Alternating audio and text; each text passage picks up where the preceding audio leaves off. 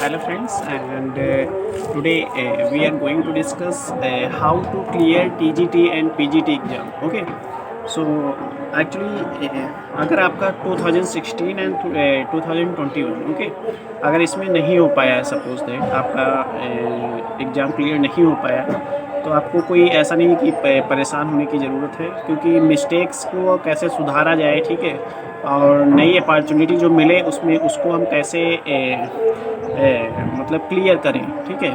तो ये आप सोचना चाहिए, क्योंकि जो निकल गया उसका तो आप कुछ कर नहीं सकते, बस उससे आप एक मतलब वो सजेशन ले सकते हैं उस पेपर से कि हाँ यार उसका लेवल कैसा था, ठीक है। तो यहाँ पे एक तो बात आपका 2016 एंड 2021, ठीक है, आपका टीजीटी था, ठीक है, पीजीटी शायद 2021 का ही था, ठीक है। तो सबसे पहले हम बात करेंगे बायो टीजीटी, ठीक है, क्योंकि बायो टीजीटी का मैंने पेपर देखा, ठीक है, उसका पैटर्न भी देखा किस लेवल का है। तो इसमें क्या था कि सबसे जो इम्पोर्टेंट चीज़ है आपका एनसीईआरटी कितना क्लियर है, ठीक है। अगर आप एनसीईआरटी क्लियर कर लेते हो 11th एंड 12th की, आइदर आप पीजीटी एग्जाम देने जा रहे हो या टीजीटी, दोनों में चलेगा, ठीक है। तो यहाँ पे आपका एनसीईआरटी का कॉन्सेप्ट क्लियर होना चाहिए, ठीक है। तो ये सबसे एसेंशियल मतलब आपका पॉइंट है कि सबसे पहले आपको एनसीईआरटी अच्छे से आनी चाहिए, ठीक है।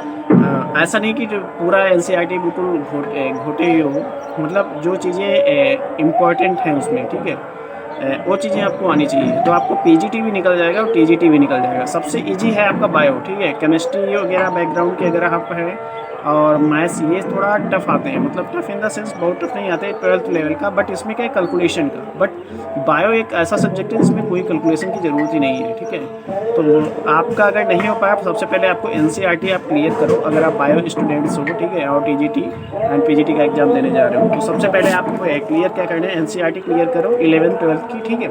उसके बाद फाइलम, सबसे ज़्यादा क्वेश्चन जो मैंने देखा फाइलम से आए हैं, ठीक है, और मेजरली आपका एक तो आर्थ्रोपोडा, ठीक है, और इसमें देखो 3 एनिमल हैं। मैं सीधे फाइलम की बात ना करके सीधे एनिमल पे आता हूँ। एक तो आपका काकोस, एम्फिऑक्सस, और एक कोई और था, कौन सा, हाँ, थर्ड लेना, उसके बारे में सबसे ज़्यादा मतलब क्वेश्चंस पूछे गए। आपका अगर वो क्लियर था तो एक मतलब जो मेरिट बनती है, ठीक है, उसको उसमें आप आ सकते हो, ठीक है, क्योंकि वहाँ जो क्वेश्चन कर लेंगे, क्योंकि वही टफ है, क्योंकि 12th में वो है नहीं, आपको बीएससी लेवल का पढ़ना पड़ेगा, ठीक है।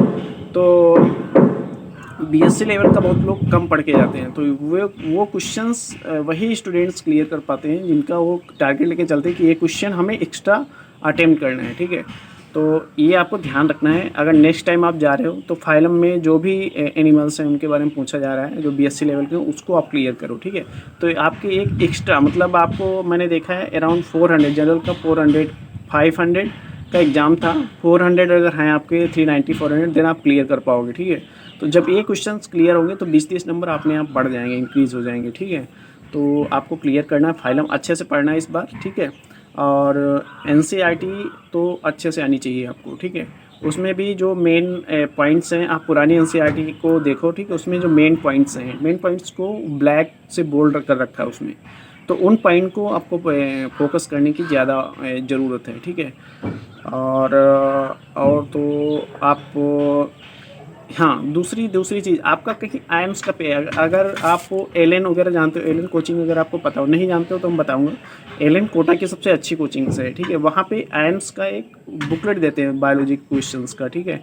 आप उसको परचेज कर लो, परचेज, या किसी से भी कांटेक्ट करो, ऑनलाइन भी कांटेक्ट कर सकते हैं। बहुत सारे ऐसे लोग हैं जो उसको पढ़ी रहती है, वो पढ़ते भी नहीं है, ठीक है। तो वहाँ कांटेक्ट करके उनसे वो एनसीईआरटी की अगर बुकलेट मिल जाए, वो आप उनसे ले लो। अगर वो नहीं देते हैं, कह दो बेटा हम पैसे दे देंगे आपको, हमें दे दो, ठीक है।